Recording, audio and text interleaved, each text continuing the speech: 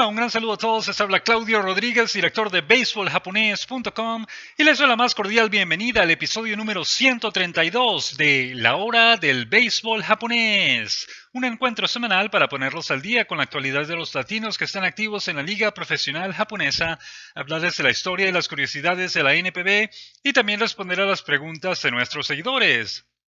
El programa de hoy, 25 de noviembre de 2018, está repleto de información muy interesante. Comenzaremos, como es costumbre, con nuestras notas y noticias más importantes de la semana, que incluyen la firma del mexicano Cristian Villanueva con los Gigantes de Yomiuri, el triunfo del manager venezolano Alex Ramírez como lanzador en un juego de veteranos y el regreso del fenómeno Shohei Ohtani a Japón después de su primera campaña en las Grandes Ligas. Luego hablaremos de la historia del venezolano Robert Marcano en la NPB. Y por último responderemos a las preguntas que recibimos de nuestros fanáticos esta semana. De manera que sin más demoras, comencemos a pegarle la pelota. Antes que nada queremos recordarles la existencia del grupo Fanáticos del Béisbol Japonés que creamos en Facebook para que nos encontremos y compartamos todos aquellos que tenemos esta fiebre, esta pasión por el béisbol japonés. Los invitamos a que se unan al grupo y que compartan sus experiencias, expresen su opinión, compartan fotos, videos, todo lo que tengan interesante acerca del béisbol japonés. Si han tenido la oportunidad de ir a Japón a ver un partido en vivo y tienen fotos y videos, por favor compartan eso.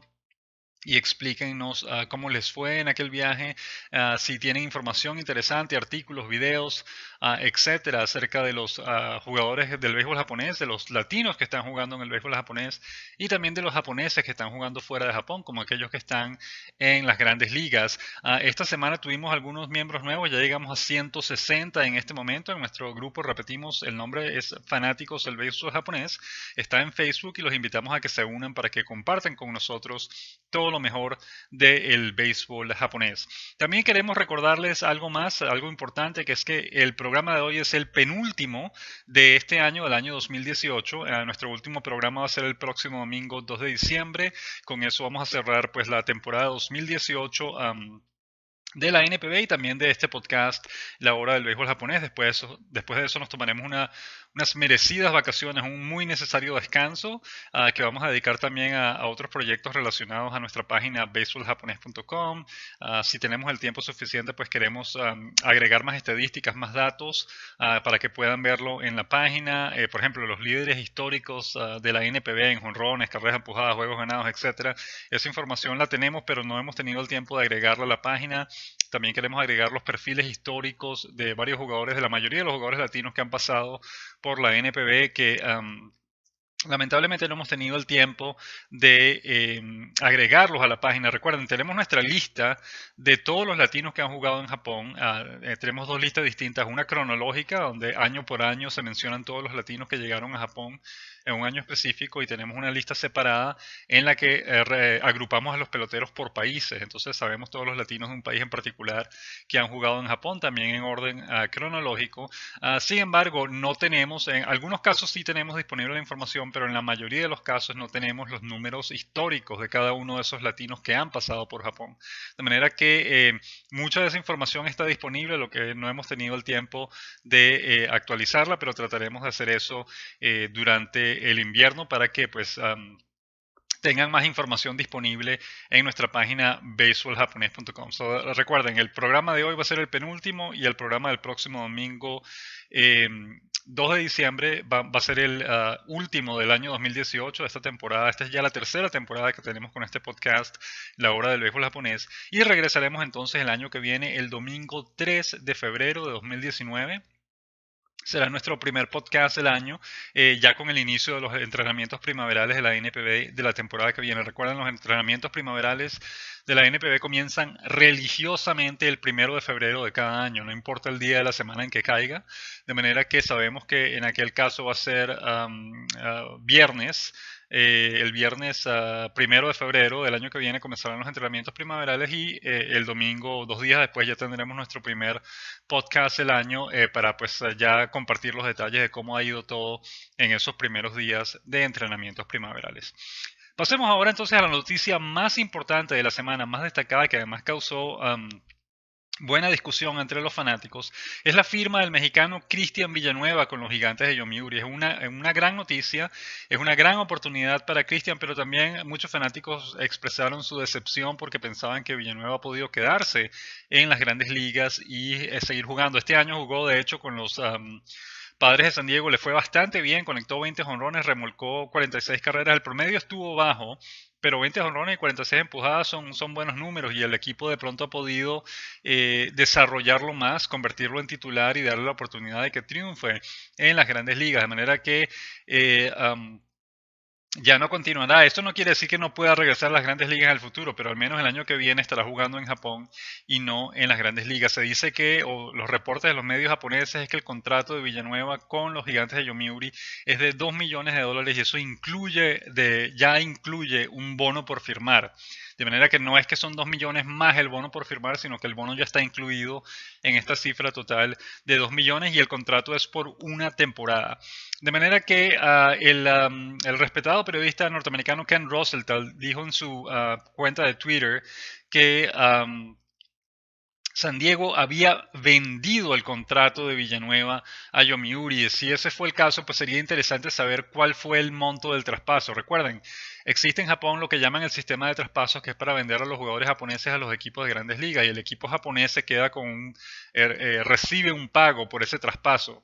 El año pasado con Shohei Ohtani, por ejemplo, fueron $20 millones. El equipo de los Angelinos de Los Ángeles le dio un contrato a Ohtani y encima le pagó $20 millones a su equipo en Japón por el costo del traspaso. Pues sería interesante saber si eso fue lo que realmente ocurrió, si San Diego le vendió el contrato de Villanueva a Yomiuri. Sería interesante saber cuánto pagó Yomiuri por el contrato, por comprarle el contrato a San Diego.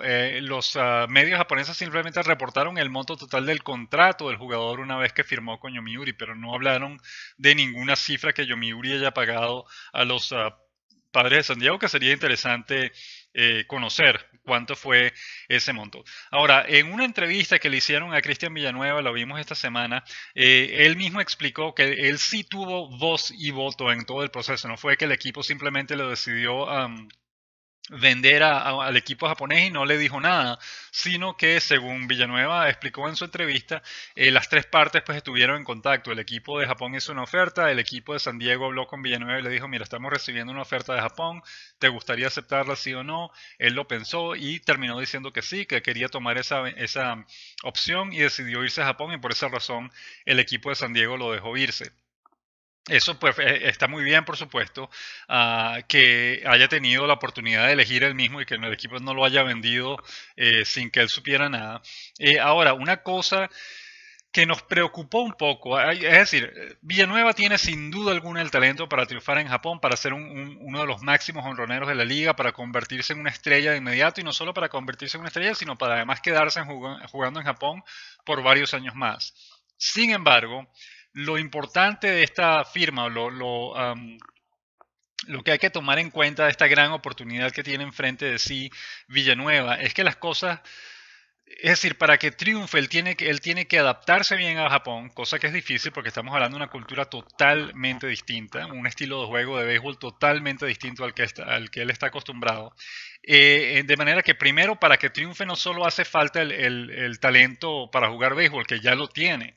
Lo que hace falta es que se adapte, que se logre adaptar al estilo de juego de la liga japonesa, a la cultura del país, a la forma de jugar, a la forma de pensar que tienen ellos, y sobre todo que no se considere que porque ya le fue bien en Grandes Ligas ya el trabajo está hecho y que él no tiene que esforzarse.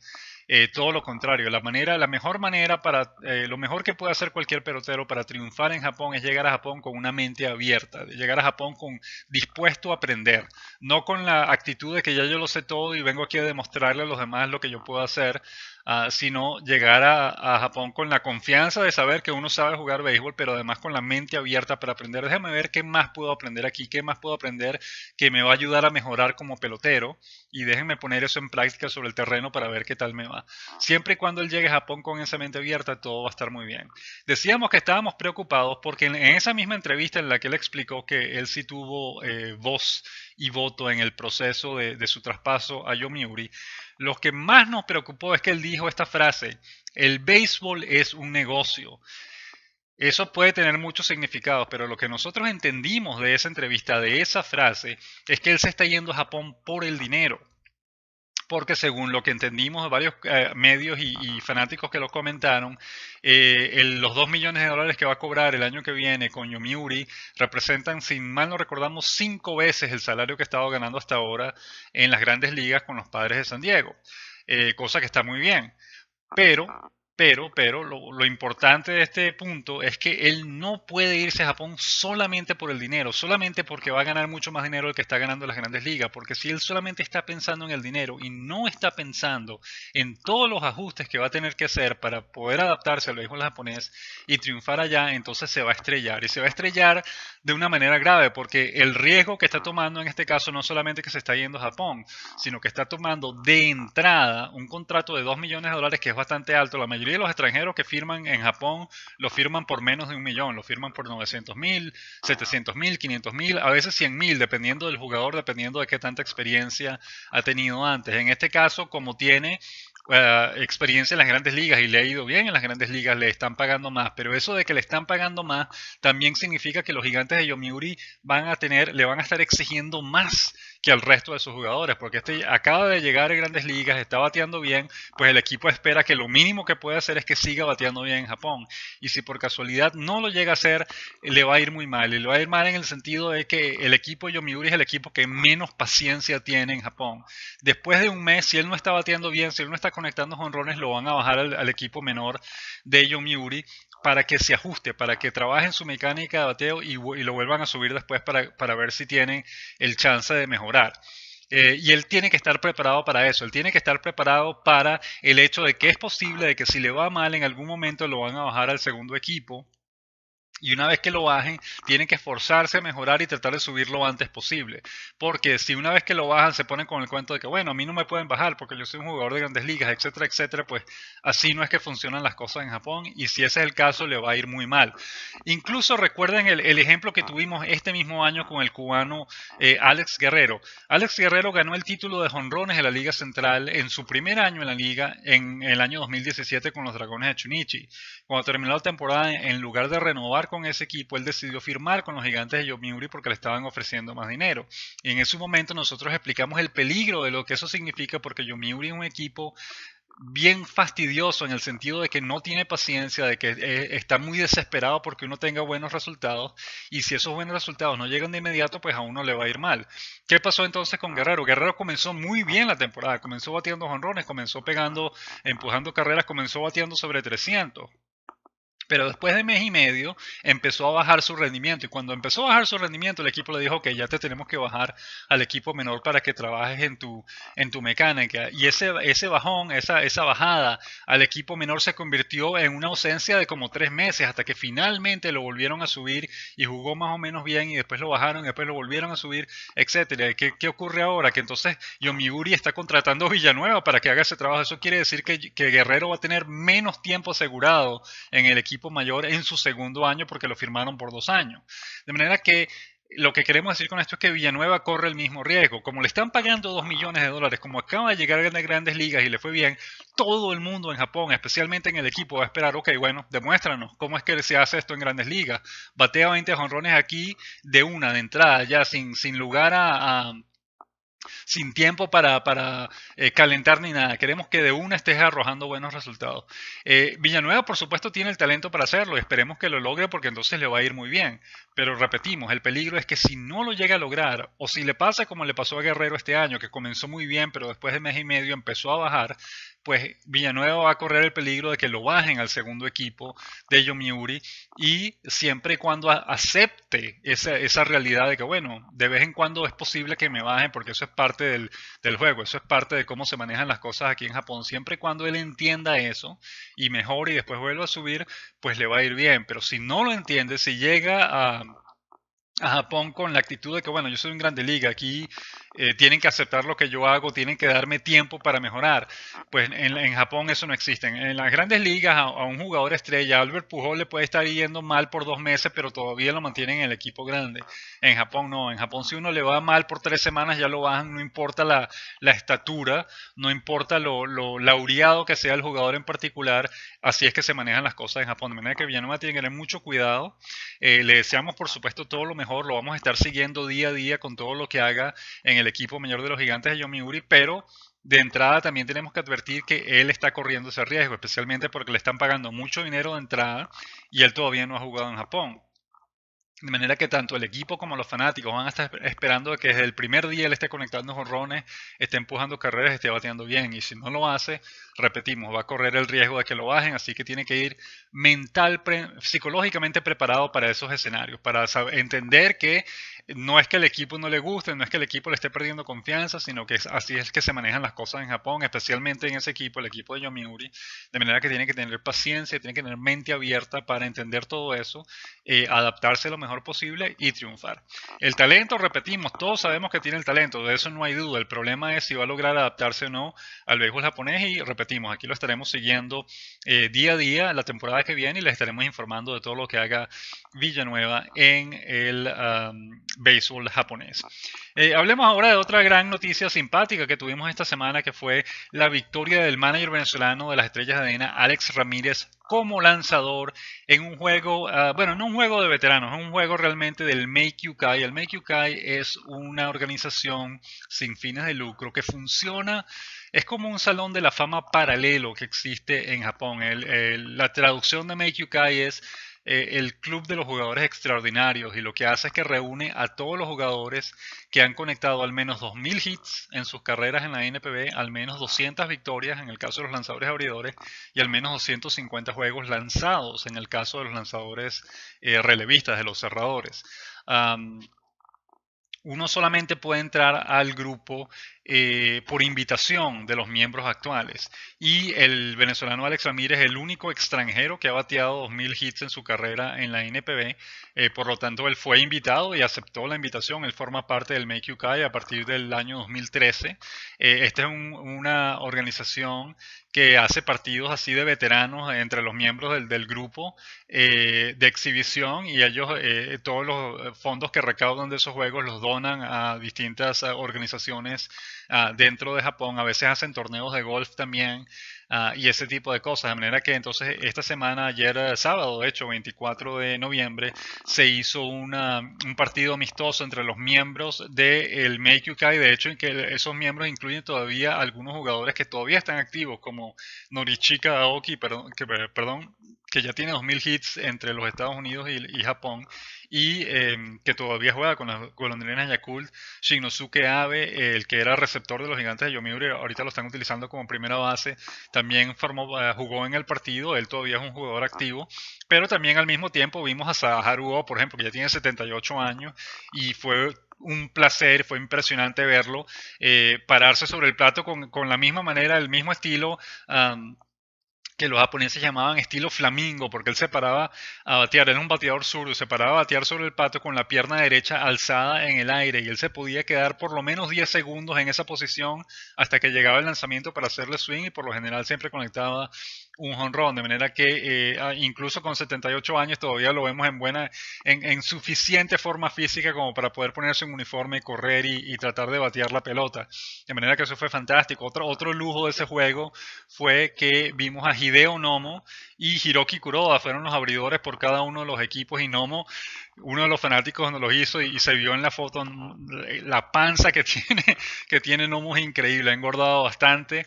Y bueno, ya pues después de estar retirado, por supuesto, la buena vida seguramente lo está acompañando, pero sí se vio, pues, porque es que da risa, porque la mayoría de los japoneses, incluso cuando están viejos, no engordan mucho, pero en el caso de Nomo, lo vimos con una panza tremenda, pues notable, pero igual ahí estaba con su mismo movimiento, lo que llamaban el wind-up tipo tornado, cuando se giraba y miraba hacia atrás antes de lanzar a la goma. Lo vimos en la foto, vimos también a Hiroki Kuroda lanzando, estuvo muy bien.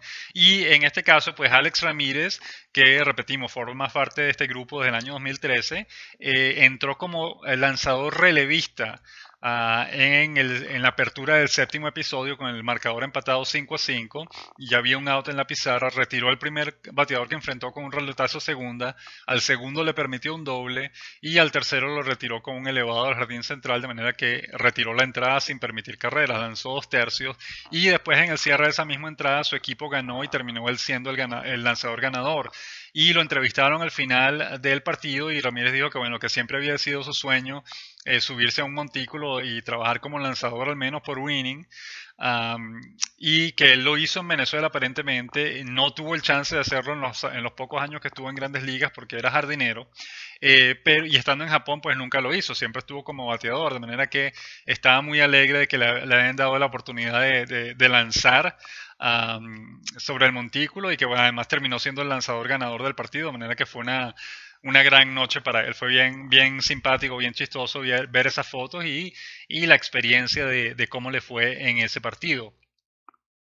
Hablemos ahora del fenómeno Shohei Ohtani, que regresó este jueves a Japón después del primer año que pasó en las Grandes Ligas y ofreció ese mismo día una rueda de prensa que estaba súper llena, estaba repleta de reporteros japoneses de todos los medios y habló extensamente de cómo fue su experiencia en las Grandes Ligas, de los problemas que tuvo en los entrenamientos primaverales, habló de lo bien que lo recibieron todos sus compañeros, estaba muy encantado con el trato que recibió de ellos, eran todos muy amables, siempre se acercaban a saludarlo, etcétera.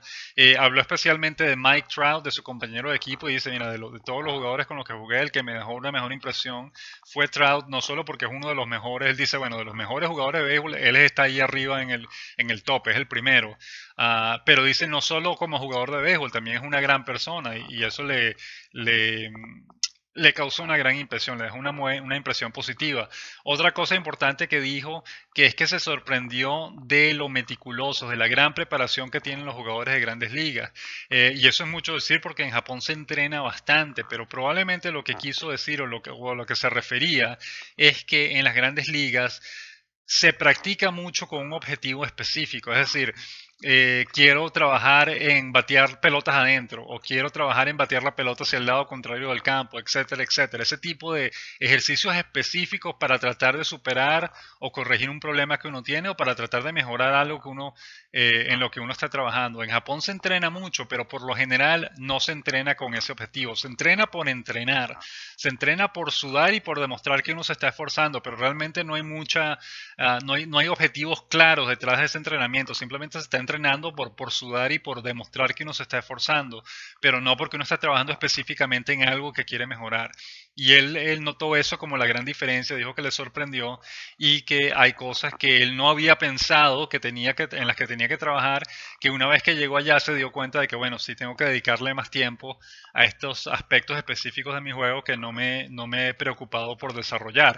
De manera que bien interesante la entrevista de Ohtani. Nuestro amigo Jim Allen tradujo al inglés completamente la entrevista y está disponible en su blog. De manera que si lo quieren leer, pues eso está disponible. Pero en general, pues repetimos, bien interesante el regreso de Ohtani a Japón, la buena recepción que tuvo de los periodistas japoneses y bueno, que esté satisfecho pues con su primer año en las Grandes Ligas. Otra noticia que tuvimos esta semana también fue que los Leones de Seibu anunciaron que van a poner a la disponibilidad de los equipos de Grandes Ligas a su lanzador estrella Yusei Kikuchi, y esto va a ocurrir el próximo lunes 3 de diciembre. Recuerden, las reglas del actual sistema de traspaso indican que el equipo japonés tiene entre el 1 de noviembre y el 5 de diciembre de cada año para anunciar la disponibilidad de su jugador para que así los equipos de Grandes Ligas puedan negociar con él. En algún momento pensamos que lo iban a hacer ya a principios de noviembre. De hecho, ellos anunciaron que iban a hacer algo, pero creemos que lo que fue que malentendimos lo que quisieron decir. Lo que quisieron decir en aquel momento era que querían anunciarle a la oficina del comisionado japonés que la intención de ellos era colocar a Kikuchi a la venta. De manera que no lo hicieron en ese momento y han decidido hacerlo ahora, el lunes 3 de diciembre, bien cercano a la fecha final. Pero entendemos, o lo más probable es que hayan esperado tanto, primero porque querían que el anuncio no estuviera muy lejos del inicio de las reuniones invernales de los equipos de grandes ligas que se va a celebrar en Las Vegas este año del 9 al 13 de diciembre. Y ese es un periodo muy intenso en el que hay muchas negociaciones y se hablan de muchos contrataciones de peloteros, y es probable que su agente haya considerado que era mejor esperar hasta que estuviesen cercano a esa fecha para que el anuncio de su disponibilidad pues causase mayor impacto en los equipos de grandes ligas. Él dijo que quería escoger a Scott Boras como su agente. Todavía no se ha confirmado que Scott Boras efectivamente va a ser su agente, pero es muy probable que sí lo sea. Y es muy probable por eso que ellos hayan querido esperar tanto antes de anunciar la disponibilidad del jugador, también para ver cómo está el mercado, a ver qué tipos de ofertas están disponibles en este momento. Y en esa ocasión, en ese sentido, en términos de negociaciones, pues es posible o a veces es mejor esperar un poco más antes de anunciar la disponibilidad del jugador para que así pueda conseguir mejores ofertas. De cualquier forma, entonces esperamos que el lunes 3 de diciembre finalmente lo coloquen a la venta. Y se espera que varios equipos de grandes ligas estén interesados en reunirse con él. Tenemos reportes de hasta 8 equipos que enviaron scouts a Japón este año para verlo lanzar y lo han estado siguiendo ya por los últimos 2 o 3 años.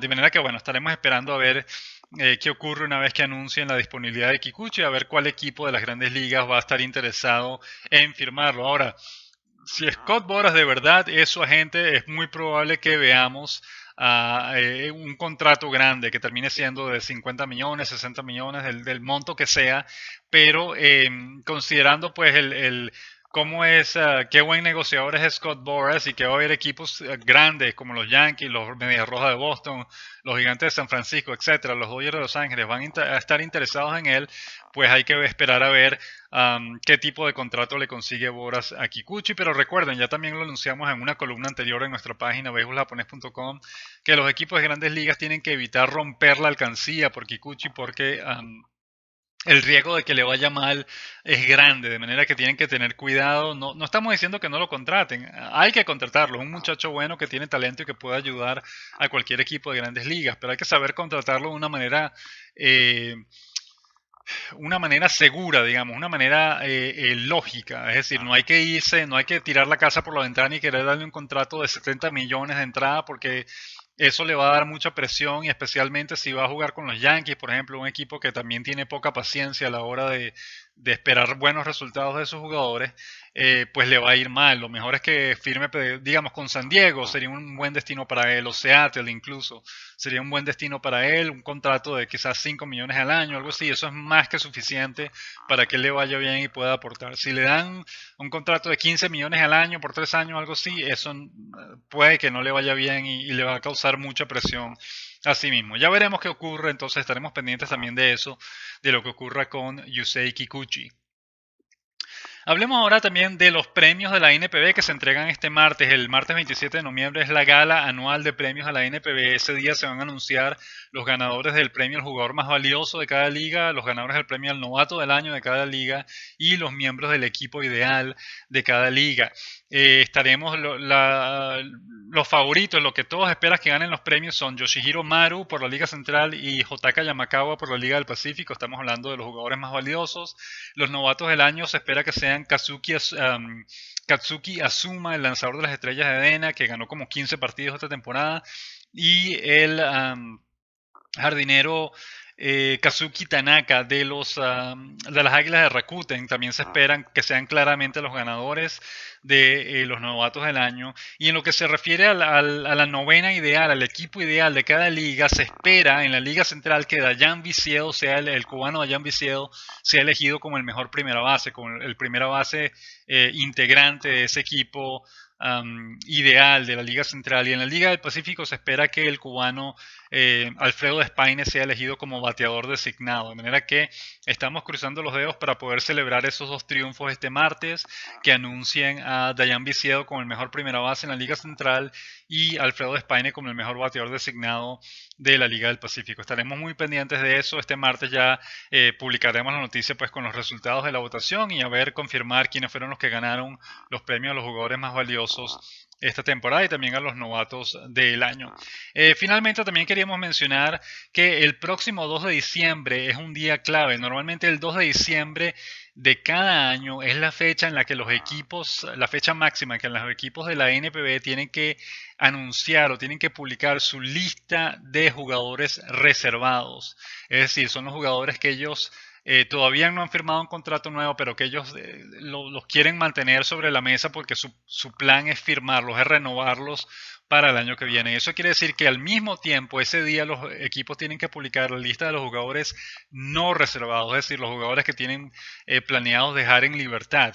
Y por lo general ese es el día en que más latinos quedan en libertad, porque entonces finalmente los equipos anuncian todos los latinos con los que no cuentan para la temporada que viene. De manera que estaremos pendientes de ese anuncio el 2 de diciembre, repetimos, es siempre el 2 de diciembre de cada año, en lo que se anuncien esas dos listas, veremos qué latinos se quedan y cuáles latinos se van. Ya la mayoría de los que se quedan han sido renovados ya, de manera que de pronto, si acaso conoceremos uno o dos más latinos nuevos que no sabíamos, que vamos a recibir confirmación de que se van a quedar, pero al mismo tiempo vamos a tener una lista larga de latinos, quizás sean 10, sean más, que van a quedar finalmente en libertad y que sabemos que no los van a renovar para la temporada que viene. Lo estaremos anunciando aquí por esta vía y también en nuestra página baseballjapones.com. Pasemos ahora a la siguiente sección del programa de hoy, las noticias de la semana.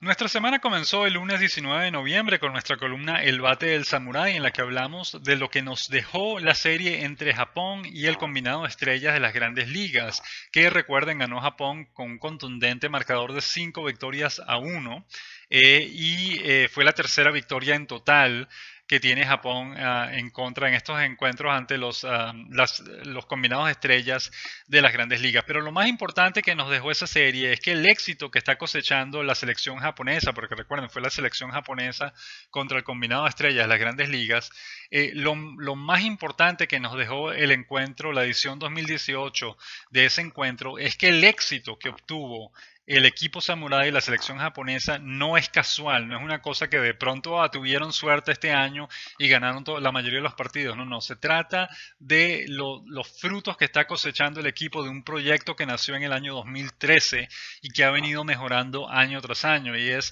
el hecho de que en ese año la selección los japoneses decidieron transformar su selección nacional en una compañía independiente, en una compañía autónoma cuyo apodo es el equipo Samurai.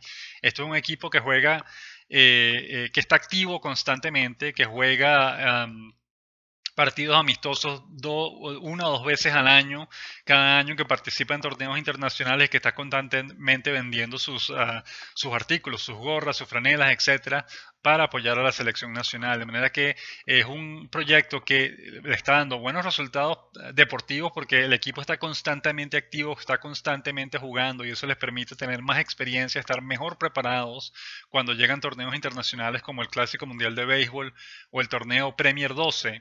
Y al mismo tiempo esa organización está generando dinero. La mayoría de los partidos de la selección nacional japonesa se llenan. Las ventas de gorras, franelas y cosas de la selección, artículos de la selección nacional están muy bien, de manera que el equipo y la venta de los derechos para transmitir los partidos de la selección nacional también está aumentando, de manera que es una gran idea que ya hemos repetido varias veces en este programa, que deberían copiar especialmente los equipos de Latinoamérica.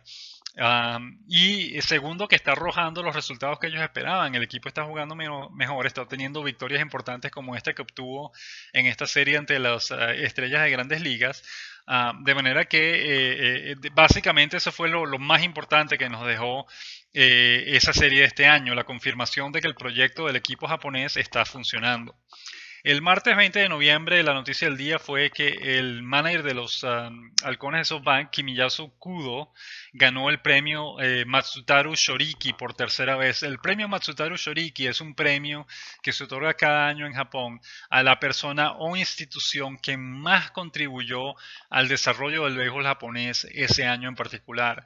Es un premio hasta cierto punto aburrido porque casi siempre se le da al manager ganador de la Serie de Japón. Es decir, ellos no piensan demasiado en otros candidatos que han podido llevarse el premio. Por lo general se lo dan al manager ganador de la Serie de Japón. Las excepciones han sido en el año 2006, en lugar del manager ganador de la Serie de Japón, se lo dieron a Asaharu O, porque fue el manager del equipo de Japón que ganó la primera edición del Clásico Mundial de Béisbol. Y cosas así por el estilo. El año pasado, de hecho, hubo una buena excepción y le dieron el premio a Denis Sarfate, el cerrador de los Halcones de SoftBank, porque instauró o rompió por un margen inmenso el récord de salvados para una temporada de la NPB que era de 46. Él terminó la temporada con 54 salvados, con una cifra que jamás se había visto antes en Japón, y por lo impactante de ese récord, y él además terminó siendo elegido como el jugador más valioso de la Liga del Pacífico la temporada pasada, por lo importante del récord que obtuvo, que impuso, Sarfate recibió el premio Matsutaru Shoriki la temporada pasada. Pero este año, como no hubo así nadie que haya roto un récord así impresionante, pues terminaron dándole el premio, como siempre, al manager del equipo ganador de la Serie de Japón, en este caso los Halcones de SoftBank, y el manager fue Kimiya Tsukudo, quien además lo ganó por tercera vez. Esta es su segunda vez como manager, y la primera vez que lo ganó como lanzador en 1989 o algo así. El miércoles 21 de noviembre publicamos la noticia de que los Gigantes de Yomiuri habían firmado al mexicano Cristian Villanueva. Ya hablamos de él en detalle al principio del programa, le deseamos todo lo mejor en Japón el año que viene. El jueves 22 de noviembre fue el día que publicamos la noticia de que Shohei Ohtani había regresado a Japón después de su primer año en las Grandes Ligas, y habló con los periodistas por un rato largo acerca de toda su experiencia, y especialmente elogió a su compañero de equipo Mike Trout. El viernes 23 de noviembre, los Leones de Seibo anunciaron que van a colocar a su as Yusei Kikuchi a la venta a los equipos de Grandes Ligas el próximo lunes 3 de diciembre. Ayer sábado 24 de noviembre publicamos la noticia de que el manager venezolano de las Estrellas de Adena, Alex Ramírez, había ganado un partido de veteranos como lanzador, cosa que es muy interesante. Y hoy domingo 25 de noviembre la noticia del día fue que las Estrellas de Adena renovaron al relevista Spencer Patton, el relevista norteamericano que ya ha cumplido dos muy buenas campañas con el equipo como relevista intermedio, y al renovarlo, el equipo de Adena ya ha renovado a 4 de los 6 extranjeros que utilizó esta temporada. También renovó a los venezolanos José Celestino López y Edwin Escobar, y al puertorriqueño Neftalí Soto, de manera que solo faltan 2 de los extranjeros que jugaron esta temporada por renovar. El norteamericano Joe Whelan, que fue un lanzador abridor, que se espera que no sea renovado, se espera que lo dejen en libertad, y el venezolano Edison Barrios, que hizo una buena actuación como lanzador abridor de reserva, que lo subían cuando la rotación de abridores había perdido uno de sus miembros por lesión o por lo que fuese. Pero Barrios tuvo una buena actuación esta temporada, y se espera que lo renueven. De hecho, supuestamente está negociando con el equipo para regresar el año que viene, de manera que estarían en ese caso renovando a 5 de los 6 extranjeros que tuvieron esta temporada. Estaremos pendientes de lo que ocurra, y se anuncia la renovación de Barrios, pues la estaremos comunicando a través de nuestra página beisboljapones.com y también a través de las redes sociales. Pasemos ahora entonces a la siguiente sección del programa de hoy, conociendo al béisbol japonés. Esta semana en Conociendo al Béisbol Japonés queremos hablarles de la historia del venezolano Robert Marcano en la NPB, en la Liga Japonesa de Béisbol, y lo hacemos porque se cumplió un nuevo aniversario de la muerte de Marcano, que recuerden murió lamentablemente en el año 1990 de cáncer a la edad de 39 años apenas. Y Marcano fue, especialmente uno de nuestros seguidores, nuestro amigo Arturo Marcano, que insiste en que los medios venezolanos deberían entrevistarnos a nosotros acerca de Marcano, porque le estaban haciendo un homenaje este fin de semana. Pues no es que seamos un experto tampoco, no es que seamos expertos en Marcano tampoco, pero sí podemos contarles lo que queremos hacer hoy, precisamente por el homenaje que le estaban haciendo en Venezuela. Queríamos recordar un poco la historia de Marcano en Japón. Marcano fue el primer venezolano en jugar en la NPB NPB. Él debutó en el año 1975 con un equipo llamado Bravos de Hankyu, que es lo que hoy conocemos como Búfalos de Orix. Fue el latino número 13 en jugar en Japón y fue el cuarto gran latino, el cuarto latino estrella de la liga, después del cubano Chico Barbón, que fue el primero en jugar en Japón. Después del panameño, Barbón jugó 11 campañas en Japón. Después del panameño Dave Roberts, que debutó en 1967 y jugó por 7 campañas en Japón. Y después del puertorriqueño Arturo López, que se quedó en Japón por 6 campañas más. Marcano, que duró 11 campañas en la NPB en Japón, fue básicamente el cuarto gran latino y probablemente la primera gran estrella latina de Japón. Barbón, que jugó 11 temporadas en Japón, fue una estrella latina en el sentido de que fue un jugador popular que fue muy longevo en la liga y que ganó 3 títulos de bases robadas consecutivas. De hecho, es el último extranjero en ganar un título de bases robadas en la NPB todavía es Barbón, y eso ocurrió en 1960. Estamos hablando ya de casi 70 años, o 60 años, perdón, de 58, pues de que la última vez que un jugador extranjero ganó un título de bases robadas en la NPB. Sin embargo, Barbón nunca ganó un título de jonrones o de promedio o de dobles o de carreras empujadas. De manera que Marcano fue, en ese sentido, la primera gran estrella latina en Japón por el increíble éxito que tuvo. Primero porque, recuerden, el mismo año que llegó, en 1975, el equipo de Hankyu para que él jugaba, ganó el título de la Liga del Pacífico y también la Serie de Japón. Y eso se repitió en los 2 años siguientes, es decir, en las 3 primeras temporadas que tuvo Marcano en Japón, en todas ellas ganó el título de la Liga del Pacífico y ganó el título de la Serie de Japón. En el cuarto año no ganó la Serie de Japón, pero volvió a ganar el título de la Liga del Pacífico, de manera que en sus 4 primeros años ganó 4 títulos de Liga y 3 Series de Japón. Además de eso, Marcano ganó 4 guantes de oro. Fue electo al equipo ideal de la Liga del Pacífico en 4 ocasiones, participó 5 veces en la Serie de las Estrellas y también fue el primer latino en ganar un título ofensivo importante en la NPB. Él ganó el título de carreras empujadas en la Liga del Pacífico en el año 1978 con 94 empujadas. Después de entonces, al año siguiente, ya el puertorriqueño Félix Millán ganó el primer título de bateo.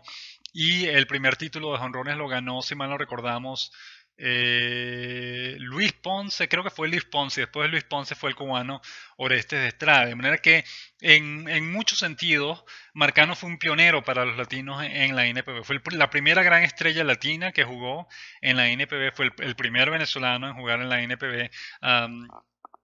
También fue el primer latino en coronarse campeón de la Serie de Japón, en aquel caso con los Bravos de Hankyu. Y después de eso él jugó 8 campañas con Hankyu, las últimas 3 campañas las jugó con las Golondrinas de Yakult. Fue en ese sentido un jugador muy, muy exitoso, muy querido, muy respetado por los fanáticos japoneses. Y después de que terminó su carrera como pelotero, él regresó a Japón a trabajar como intérprete y fue el intérprete personal por 2 años del venezolano Luis Mercedes Sánchez, que estaba jugando como lanzador relevista con los Gigantes de Yomiuri. Y después de eso él regresó a Venezuela y lamentablemente desarrolló la enfermedad, el cáncer, que le terminó quitando la vida el 13 de noviembre del año 1990 en Caracas. Ahora, de la investigación que hicimos acerca de Marcano, descubrimos, por ejemplo, que cuando se enteraron de la muerte de Marcano, sus excompañeros de equipo del conjunto de los Bravos de Hankyu realizaron una ceremonia para recordarlo en su honor en una iglesia de Kobe, pocos días después de la noticia de la muerte. Kobe es una ciudad en Japón, de la muerte de Marcano. Kobe es la ciudad donde jugaba el equipo, el de Hankyu en aquella época, y repetimos, los excompañeros de su equipo se reunieron todos en una iglesia de Kobe, algo que nos pareció un gesto muy bonito para recordar la memoria de Marcano pocos días después de que se enteraron de su muerte. Un japonés que escribió un libro acerca de la vida de Marcano en Japón dice que su bisabuelo, el bisabuelo de Marcano, era japonés, y eso lo leímos también en un artículo de aquella época, de la prensa venezolana de aquella época, que un fanático nos envió a través de Twitter. Muchísimas gracias por esa información. Cuando fuimos a Japón el año 2012, varios fanáticos nos estaban preguntando acerca de Robert Marcano y tuvimos la oportunidad de conversar con dos personas. Primero con Wayne Grassick, un periodista norteamericano que lamentablemente también falleció, que tuvo muchísimo tiempo. Él llegó a Japón a mediados de los años 60 y estuvo cubriendo béisbol japonés desde el principio de los años 70. Y le preguntamos en aquella ocasión a Wayne qué impresión tenía él de Marcano. Él nos comentó que él colocaba a Marcano entre los 25 mejores extranjeros que han pasado por la NPB y en uno de los 3 mejores segunda bases que han jugado en Japón, después de John Sippin y Bobby Rose. Grassick también nos comentó una anécdota que él siempre recordaba y le daba mucha risa del tiempo en el que Marcano estuvo trabajando como traductor de Luis Mercedes Sánchez en el equipo de los Gigantes de Yomiuri. En aquella ocasión, en aquella época, los Gigantes de Yomiuri jugaban en el estadio Korakuen de Tokio, que era el antecesor del Tokyo Dome. Antes de que existiera el Tokyo Dome, la sede de los Gigantes de Yomiuri, Tokyo Dome lo inauguraron en 1988. Antes de esa fecha, los Gigantes de Yomiuri jugaban en el estadio Korakuen. Y en aquella época tenían la costumbre de cuando el lanzador relevista entraba al montículo, una chica lo manejaba en un carrito que tenía solamente 2 puestos, desde el bullpen hasta el montículo. Pero como Marcano era el intérprete de Luis Mercedes Sánchez, él tenía que caminar o ir al montículo junto a Mercedes, junto a Sánchez, para que si el manager tenía alguna petición particular o alguna instrucción que quería darle a Sánchez, entonces Marcano tenía que estar ahí para hacer la traducción. Pero como habían solamente 2 puestos en aquel carrito que la chica manejaba para llevar a Sánchez al montículo, entonces Marcano tenía que correr, tenía que trotar detrás del carrito durante todo el trayecto hasta llegar al montículo para acompañar a Sánchez antes de que empezara a lanzar. Y Wayne Grassick nos decía que él siempre le dio risa ver esa escena, que la chica manejando el carrito y Sánchez cómodamente sentado en el carrito y Marcano detrás trotando hasta llegar al montículo para acompañarlo. La otra persona con la que hablamos acerca de Marcano fue el cubano Chico Barbón, que ya tiene 84 años, que está en una salud envidiable y que tiene toda la vida. Él llegó a Japón en 1955 y nunca se ha ido de Japón desde esa fecha. Conoce a todo el mundo, todos los extranjeros que han pasado por Japón lo han conocido a Barbón y tiene una cantidad de anécdotas súper interesantes. Y él nos dice que tanto el Barbón nos cuenta que él trabajó con Marcano junto, mano a mano, porque él es el intérprete particular, el intérprete personal de Marcano en todo el tiempo que estuvo en Japón, hasta que Marcano aprendió a hablar japonés por sí mismo. Y estuvieron trabajando por 10 años juntos, sin ningún tipo de interrupción. Barbón lo acompañaba a todos los partidos, a todos los viajes del equipo, etcétera, y de vez en cuando se iban juntos a Roppongi, que es una sección de Tokio donde hay clubes nocturnos, discotecas y ese tipo de cosas, y entonces pasaban la noche por allá y bailaban, cantaban, se tomaban unos tragos, etcétera. Y Barbón nos decía que bueno, que la personalidad de Marcano era fantástica, que era una persona que siempre estaba alegre, echaba broma, que jugaba muy bien y que era un placer trabajar con él y estar de ser amigos cercanos junto a él. Él lo ayudó siempre a que se adaptase a Japón y finalmente Marcano terminó aprendiendo a hablar japonés por sí mismo y se comunicaba sin ayuda de nadie más. Y una vez que Marcano terminó su trabajo como intérprete con los Gigantes de Yomiuri, pues regresó a Venezuela y ya prácticamente no regresaba a Japón porque no tenía ningún trabajo pendiente o ninguna razón para regresar. Y por eso Barbón perdió contacto con Marcano en ese momento. Sin embargo, en 1990, cuando se estaban realizando una de estas series entre las estrellas de las grandes ligas y las estrellas de Japón, Ozzie Guillén, el jugador venezolano que después se convirtió en manager en las grandes ligas, formaba parte de aquel equipo de estrellas de grandes ligas que visitó Japón en 1990. Y sabiendo eso, Barbón fue al estadio a buscar a Guillén porque sabía que era venezolano para preguntarle si conocía a Marcano y si tenía noticias. Y en aquel momento, cuando se vio con Ozzie Guillén, Guillén le comentó: mira, no, lamentablemente Marcano tiene cáncer, se está muriendo, caramba, no hay nada que podamos hacer por él, etcétera. Y eso le dio, pues obviamente, le causó un gran impacto a Barbón, quedó muy triste con la noticia y después, pocos días después, se enteró entonces de la muerte de Marcano y eso le dio una tristeza enorme porque repetimos, él no podía creerlo. Marcano apenas tenía 39 años, era muy joven, y ellos habían sido amigos muy, muy cercanos por más de 10 años, pues que estuvieron juntos trabajando en Japón. De manera que él nos comentó que la enorme tristeza que sintió en aquel momento de enterarse de la muerte de Marcano.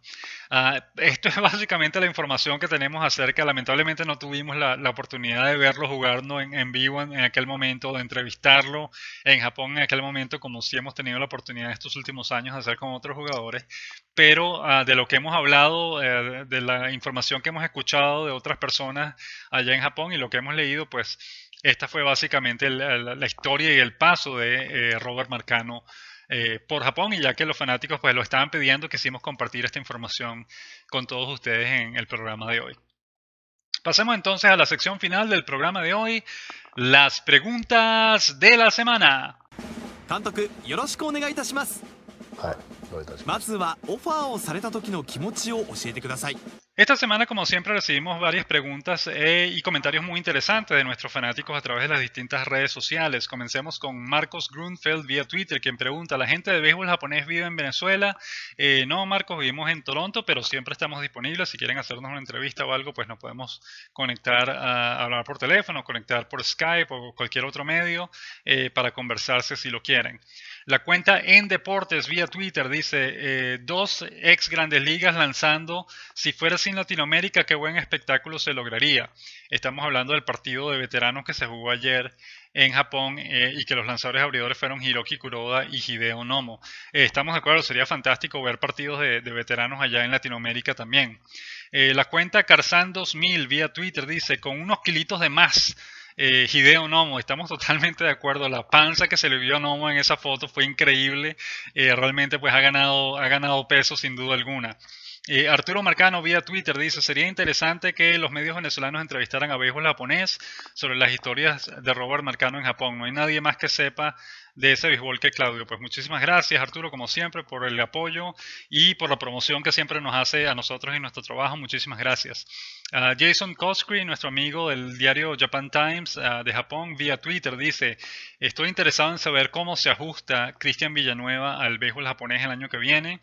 Nosotros le comentamos que bueno, que nos asustaba el hecho de que había dicho que el béisbol era un negocio, y eso sonaba que se estaba yendo a Japón solamente por el dinero. Pero entonces aquí Jason nos dice, bueno, él también podía estar implicando que él quiere oportunidades y que cuando las oportunidades llegan, pues hay que sacarle provecho a las mismas. También nos dice, bueno, por otra parte, sí es cierto que los jugadores que solo firman por el dinero, pues terminan quemándose en Japón y pasando la mayor parte del año en el equipo menor de sus equipos. Esperemos pues que ese no sea el caso con Cristian Villanueva y esperemos que le vaya muy bien. Nereo Donato vía Twitter nos dice: vi a Takayuki Kishi desde 2007 en la liga y a Tsubasa Aizawa con 11 años en la liga.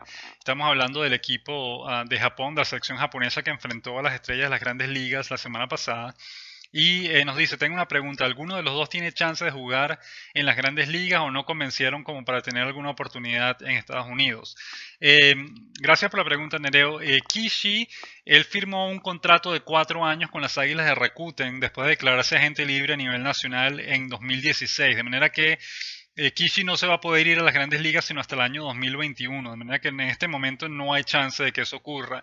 Tsubasa Aizawa es el receptor de los Carpas de Hiroshima, es un buen receptor, pero no es particularmente destacado en ningún aspecto. No es que tenga un brazo espectacular, su defensa no es particularmente buena, es buena, pero no es extraordinaria, digamos, y su bateo es bien modesto. El promedio es 220, 210, no conecta muchos honrones ni nada, de manera que no le vemos demasiado atractivo, no creemos que tenga las herramientas como para atraer la atención de un equipo de grandes ligas, de manera que vemos difícil que se vaya a las grandes ligas en el futuro.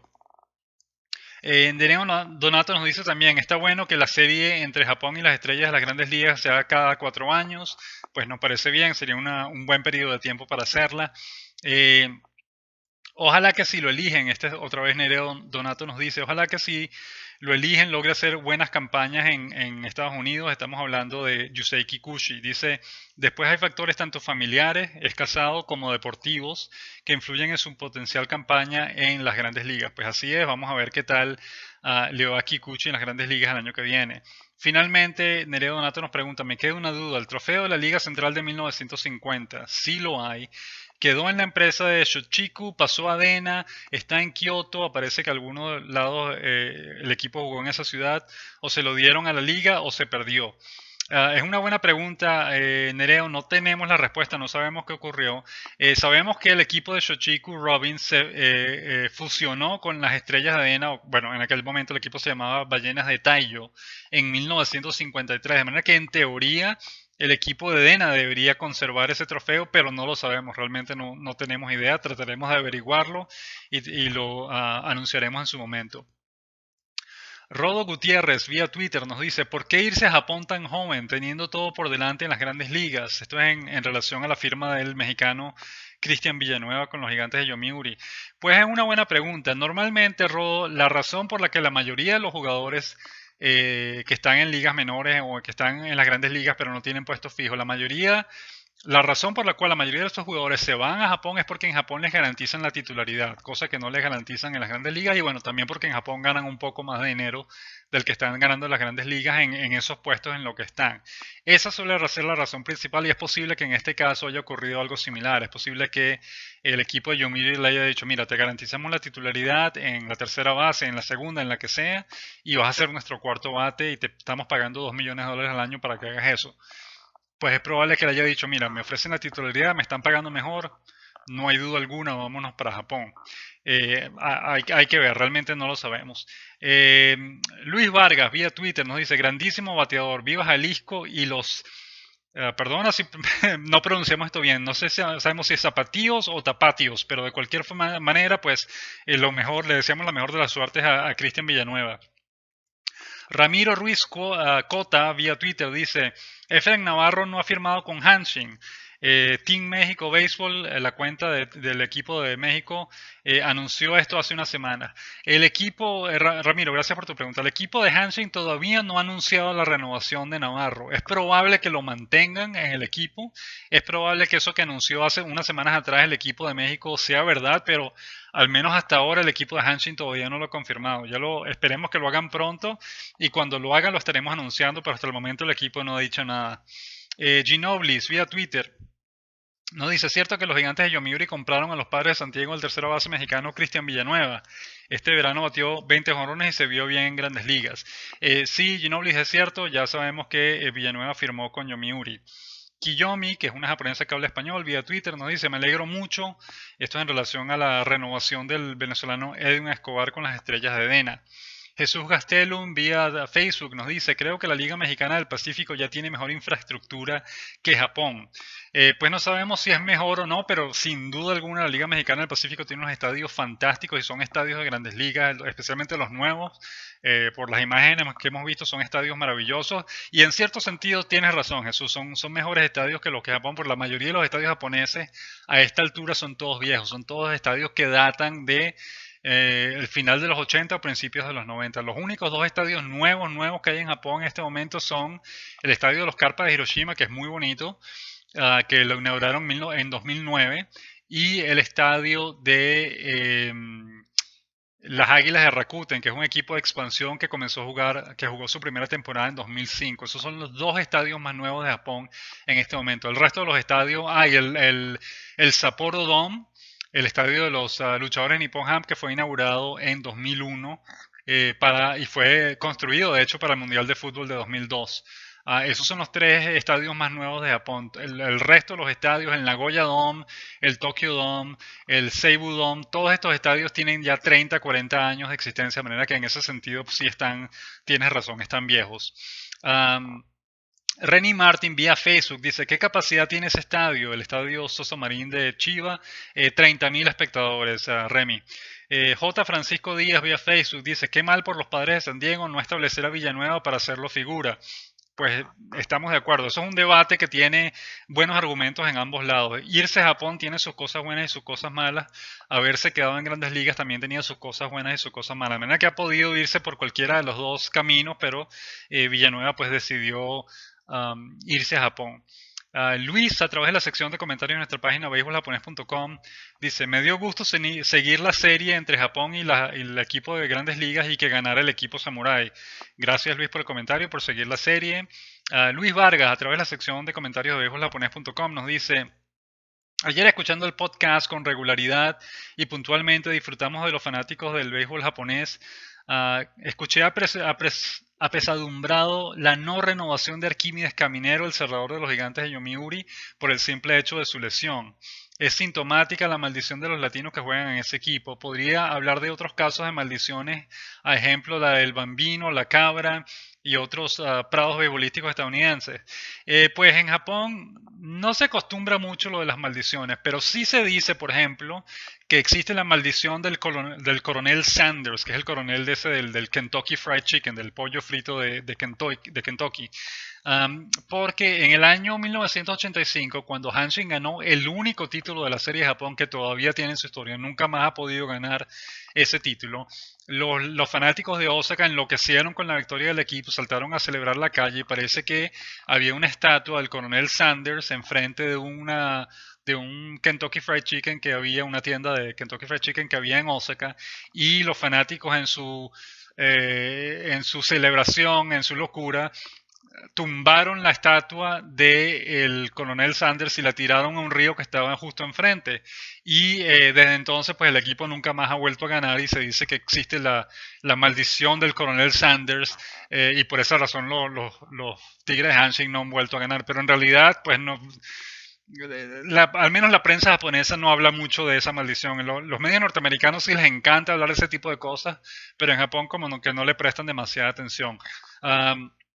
La otra maldición que sí existe y que la seguimos comprobando cada año y que también la mencionamos es la maldición esa que afecta a los latinos que juegan con los Gigantes de Yomiuri. No a los que vienen a Japón y firman directamente con Yomiuri, sino a los que vienen a Japón, firman con otro equipo primero, les va bien en el otro equipo y luego se cambian a Yomiuri. Por lo general a todos les va mal.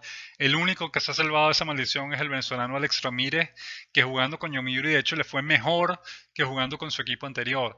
Pero el resto de los latinos que han hecho ese cambio, y el ejemplo de Alex Guerrero este año, el cubano Alex Guerrero, lo confirma, a todos les va mal. Segunda pregunta de Luis Vargas, dice: estamos todos enterados de la ausencia de los Grandes Ligas Mike Trout, Dalmacio Martínez, Mookie Betts, Aaron Judge, Justin Verlander. Al menos yo desconozco el nivel de los peloteros japoneses en este evento, sería interesante conocerlo. Sigo con pasión todas sus entregas, muy interesante el mercadeo o contratación de agentes libres. Pues muchísimas gracias, Luis, por el comentario. Y finalmente tenemos a José, también en la sección de comentarios de beisboljaponés.com. Dice: ¿con quién va Jafet Amador la temporada que viene? Pues no lo sabemos, José, no lo han dicho todavía.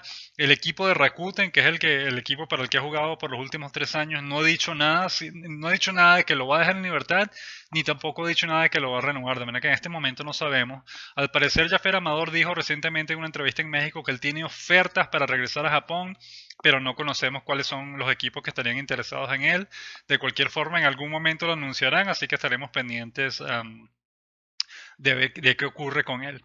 Hemos llegado así entonces al final del programa de hoy. Muchísimas gracias como siempre por habernos acompañado, y queremos despedirnos con la canción de ánimo de otro de los jugadores japoneses, en este caso de Nobuhiro Matsuda, el tercera base de los Halcones de SoftBank, que es una canción bien bonita y bien entretenida. Muchísimas gracias una vez más por habernos acompañado en el programa de hoy, y nos despedimos con la canción de ánimo de Nobuhiro Matsuda.